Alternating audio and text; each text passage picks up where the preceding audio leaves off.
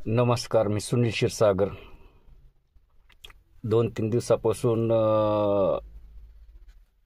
करुणा धनंजय मुंडेचा एक व्हिडिओ लय व्हायरल व्हायला लागलाय बातम्यावर. त्याच्यावर की करुणा मुंडेचं म्हणणं आहे की धनंजय मुंडेंनी मंत्रालयामध्ये त्यांनी फक्त ही माझी पत्नी आहे आणि सांगावं मी त्यांना सोडून द्यायला तयार आहे.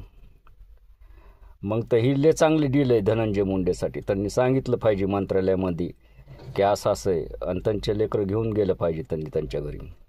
सोप्या साधी डील आहे त्यांना. आणि छत्रपती शिवाजी महाराजाच्या चैत्यभूमीवर एक स्त्रीवर अन्याय होत असेल, बाबासाहेबाच्या घटनेला हे होत असेल, दुसरी गोष्ट म्हणजे सावित्रीबाई फुले, महात्मा फुले, अण्णाभाऊ साठे असल्यांच्या चैत्यभूमीवर अन्याय होऊन त्या स्त्रीबद्दल, माता माऊलीबद्दल इतके घाण कॉमेंट करतात लोक. लाज वाटली पाहिजे की आपल्या आई बहिणीवर किंवा कुणावर असं झालं असता प्रसंग तर आपण काय केलं असतं. सामान्यातल्या सामान्य माणसाने ह्याला आवाज उठवला पाहिजे. व हे मंत्रिमंडळ स्थापन होण्याच्या अगोदर, सत्ता स्थापन होण्याच्या अगोदर एक मंत्र्याच्या बायकोला जर न्याय भेटत नसेल तर सामान्य माणसाचं काय खरं आहे. कौरक गुंडशाहीला आपण बळी पडणार आहेत. कौरक आपलं मतदान ऐकून आपण चांगले लोकांना पाठवलं पाहिजे मतदान ऐकून. दुसरी गोष्ट म्हणजे अन्यायाच्या विरोधात कुणी आवाज उठविला तर त्याचा आवाज दबिला जातो. पण असे बी काही माणसं आहेत जगामध्ये, ते कशालाच घाबरत नाहीत आणि अन्यायाच्या विरोधात बंड पुकारतात. ही चांगली संधी आहे त्यांना आणि त्यांनी तसं मंत्रालयात सांगितलं पाहिजे.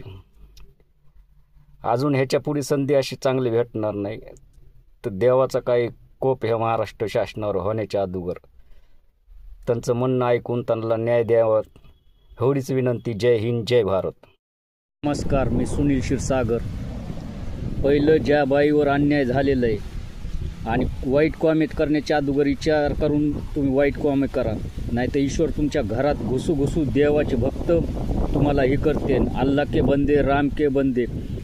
पहिलं ज्या स्त्रीवर अन्याय झाला आहे हे मंत्रिमंडळ स्थापन करण्याच्या अगोदर त्या करुणा शर्माला पहिलं न्याय द्या.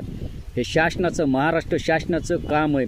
जर इतक्या मोठ्या स्त्रीवर अन्याय होत असेल एखाद्या ह्याच्यात तर सामान्य स्त्रीचं कसं व्हायचं. त्याच्यामुळं पहिलं हे न्याय द्या तिला, करुणा शर्माला.